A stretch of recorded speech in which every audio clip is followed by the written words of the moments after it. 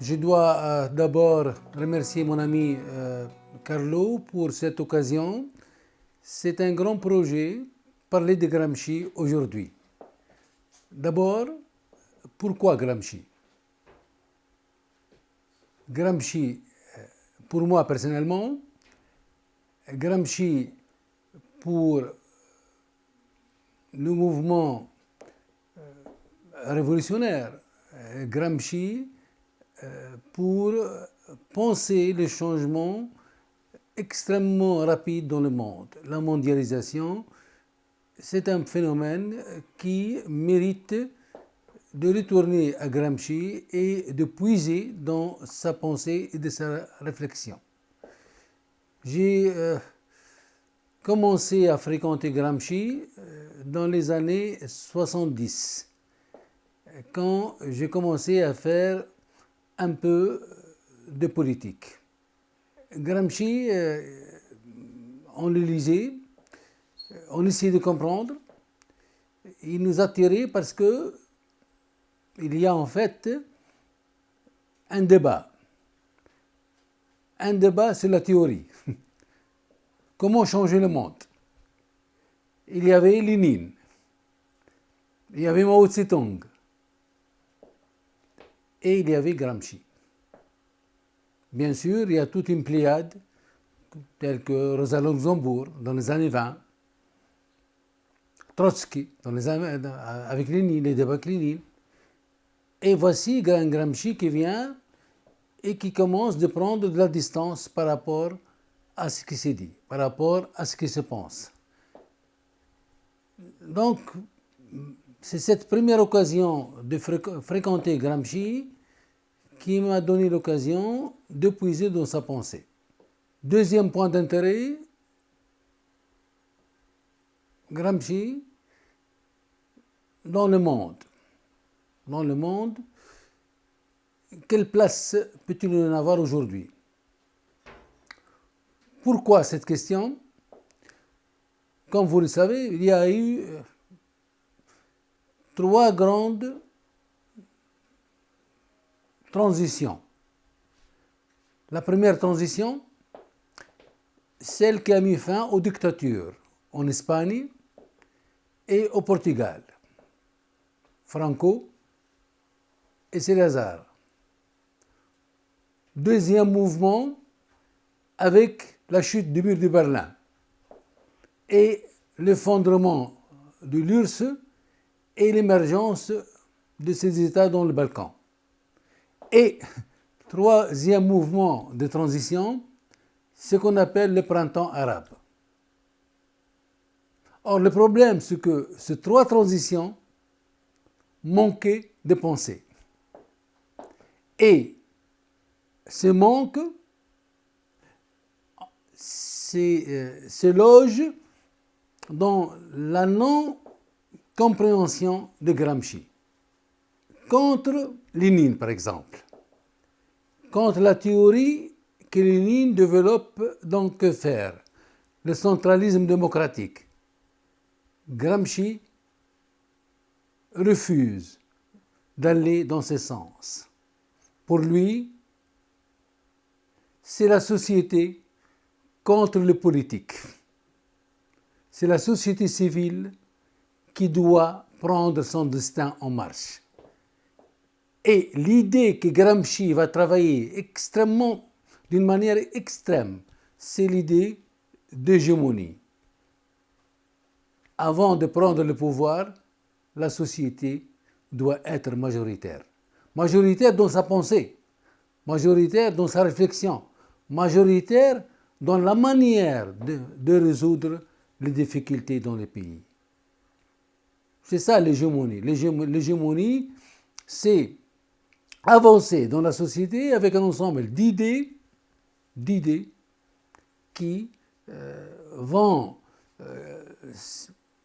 cristalliser une manière de penser, une manière de vivre et qui va orienter la réflexion générale, guider la réflexion générale.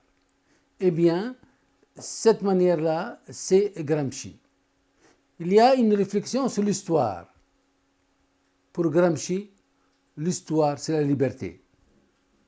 soit nous allons vers la liberté, soit nous allons vers la servitude, vers la dictature. Gramsci pensait cette liberté pour tout le monde, hein, pour tout le monde. Et cette manière de réfléchir sur la liberté, de guider Gramsci pour la liberté, c'est aussi ce qui reste de Gramsci. L'histoire, c'est une marche vers le progrès, vers la justice, vers la liberté, vers l'épanouissement, vers l'émergence de valeurs partagées dans la société. Et ça, c'est Gramsci. Il y a aussi cette idée qui n'est pas bien saisie dans le mouvement révolutionnaire, c'est quoi le statut du politique? Comment penser ces politiques? Comment penser cette manière de gérer les affaires humaines? Pour Gramsci, le drame de la société moderne, c'est le divorce entre la société elle-même, le monde de la société, les hommes et les élites politiques. Et tout l'effort de Gramsci, c'est de dire qu'il va falloir réfléchir, reprendre à nouveau frais cette séparation pour penser comment rapprocher les hommes socialement, politiquement, culturellement. Ça aussi, c'est Gramsci. Les difficultés aujourd'hui, pourquoi j'ai dit aujourd'hui, c'est que nous regardons dans ce qu'on appelle les transitions, ces 3 transitions, et surtout la dernière, ce qu'on appelle le printemps arabe. Le printemps arabe a des difficultés parce qu'il y a un déficit de pensée, parce qu'il n'est pas préparé, parce qu'il n'est pas conceptualisé, parce qu'il n'est pas, disons, porté sous forme d'idées. Et c'est Gramsci qui, dans les années 90, inspirait certains, disons, révolutionnaires dans le monde arabe, j'ai dit dans le monde arabe, parce qu'il y a des spécificités, c'est une société musulmane, elle n'est pas habituée à cette agitation politique et il y a beaucoup d'inertie dans la société, et c'est Gramsci qui a permis à cette élite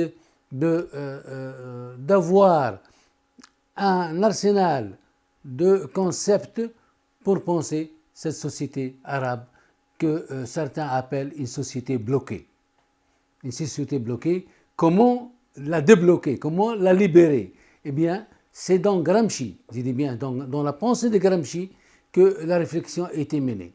Donc vous voyez, le destin de ma personne, le destin de certains mouvements, le destin de transition se rencontrent dans un carrefour qu'on appelle Gramsci. Et la dette envers Gramsci, elle est inestimable parce qu'il a toujours été humble, modeste. Il a toujours pensé pour les autres, pour la société, pour la manière de maîtriser la société, comment la société va maîtriser son destin. Et cette idée-là, elle est régulatrice chez Gramsci. Je dis bien, c'est le noyau central. Le noyau central, penser à côté du peuple. Être à côté du peuple, des opprimés, de ceux qui n'ont rien, pour que le monde soit habitable, pour que notre monde soit habitable. Eh bien, aujourd'hui, qu'est-ce que nous avons? Nous avons un monde qui va à 2 vitesses, 3 vitesses. Il y a les nantis, il y a ceux qui n'ont rien. Et ces inégalités perçues par Gramsci perçus par Gramsci, pensés par Gramsci, eh bien, prennent aujourd'hui une grande dimension. Et pour le réduire, pour que le monde soit un monde pensable, habitable, réconcilié avec lui-même, c'est toujours aller vers Gramsci.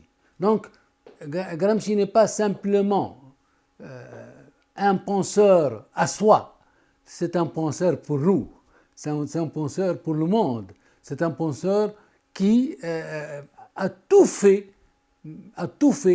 pour que l'humanité soit libérée de carcans, de ce qui l'emprisonne, de ce qui l'assiège. Gramsci, c'est l'inspirateur de ces mouvements, de ces pensées. Je crois qu'il est utile aujourd'hui que le jeune à l'école s'approprie de nouveau cette pensée de Gramsci, étudie de nouveau Gramsci. Aller chercher chez Gramsci ce qu'on appelle un réservoir de pensée, un réservoir d'explication, un réservoir de réflexion, d'anticipation. L'histoire humaine, c'est l'histoire de la liberté. Et cette idée fondamentale de Gramsci, elle est toujours d'actualité. Je crois que j'ai expliqué, les motifs qui font que Gramsci est toujours actuel. Déficit de la pensée, déficit de la réflexion, modestie dans la réflexion, et il suffit de lire ces lettres de prison. Ces lettres de prison, comment, à l'intérieur de la prison, il vit ce qui se passe dans la société. Lui, il était emprisonné, il était en prison, et il ne cesse de commenter, il ne cesse de communiquer, il ne cesse de critiquer ce qui a fait de Gramsci un perturbateur de la pensée. C'est quelqu'un qui perturbe, qui ne laisse pas les gens tranquilles. Il pousse les hommes à réfléchir, il pousse les politiciens à se mettre en question. Gramsci, c'était ça. Gramsci, c'était cette capacité à pousser les hommes à réfléchir. Et cette idée-là aussi, il faut la travailler. Il faut qu'elle redevienne aujourd'hui quelque chose d'actuel. Notre monde vit actuellement une terrible crise. C'est une crise de morale, d'éthique, une politique détachée de la morale, détachée de l'éthique, détachée d'une finalité. Elle est sans fin. C'est une politique de l'argent, c'est une politique de domination, c'est une politique qui n'a pas d'âme. Et si nous réfléchissons, par exemple, pourquoi le mouvement terroriste? Pourquoi il y a du terrorisme? Eh bien, parce que le monde n'a pas d'esprit, parce que le monde n'a pas d'idée, parce que le monde il est en déficit d'esprit. Et cette idée-là, elle est chez Gramsci, elle est ancrée dans la pensée de Gramsci. Il va falloir retravailler de nouveau, aller chez Gramsci pour voir que ce que nous vivons aujourd'hui, les difficultés d'aujourd'hui, Gramsci les a pensées. Il a réfléchi parce qu'à chaque fois il dit que ce monde-là se détache de l'esprit, se détache de l'idéal de liberté, eh bien ce monde-là peut sombrer dans l'horreur, peut sombrer dans la dictature. Eh bien, il y avait la Deuxième Guerre mondiale. Il y avait la Deuxième Guerre mondiale qui a mis pratiquement en pratique ce que Gramsci pensait entre les deux guerres. Je crois que l'idée de travailler de nouveau, de pousser les gens à Gramsci, c'est quelque chose qui me paraît impératif aujourd'hui. Nous ne pouvons pas continuer à vivre notre monde comme s'il n'y a rien n'y est. Se désintéresser n'est pas une position, disons, moralement supportable. Eh bien, hégémonie de la société, progrès de l'histoire, l'idée de liberté qui porte le monde, Gramsci les a pensés. Je dirais même, il a pensé la réconciliation entre les hommes. Et cette dimension n'est pas beaucoup travaillée chez Gramsci. Elle n'est pas beaucoup travaillée chez Gramsci. On est resté dans des concepts comme s'il s'agit de concepts blocs. Non, ils ne sont pas séparés entre hégémonie, liberté, histoire en marche. Tout cela fonctionne chez Gramsci ensemble. On ne peut pas parler de Gramsci par morceaux. C'est une unité de la pensée, c'est une direction, c'est une inspiration, et cela est extrêmement extraordinaire. Je crois que cette idée-là aussi mérite d'être revisitée. C'est, à mon avis, ce projet-là pourrait, s'il est bien exploité, inciter les jeunes à l'école à s'intéresser de nouveau à la chose publique. Le désintérêt que nous vivons aujourd'hui par rapport à la politique, eh bien, il y a un remède, et ce remède, pour moi, c'est Gramsci. Ce remède, c'est Gramsci. Pousser les jeunes à aller puiser dans Gramsci, parce que c'est un peu loin, et vous le savez, les jeunes n'ont pas cette culture qui a traversé les siècles. Ils vivent l'instant aujourd'hui. Ils vivent une histoire qui n'est pas partagée, c'est une histoire saccadée. Les jeunes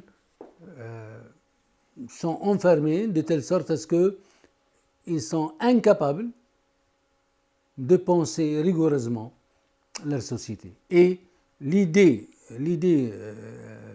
que vous développez pour que Gramsci va à l'école, c'est pas les élèves qui viennent à Gramsci, eh bien c'est une extraordinaire initiative.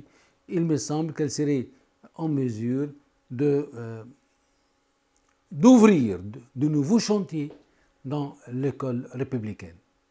Une école capable de reprendre son histoire et d'aller vers cette histoire sarde, je dis bien sarde ici, locale, mais elle va au-delà de la Sardaigne, elle va au-delà de l'Italie, elle va au-delà du monde arabe, elle est universelle. Gramsci, c'est l'universel en action. Je dis bien l'universel en action, c'est-à-dire quelque chose qui est total et c'est pas totalitarisme, hein. Total, c'est-à-dire quelque chose, une pensée qui doit être habitée, partagée par l'humanité. Si d'aventure nous voulons que notre monde soit un monde juste, habitable et réconcilié avec lui-même.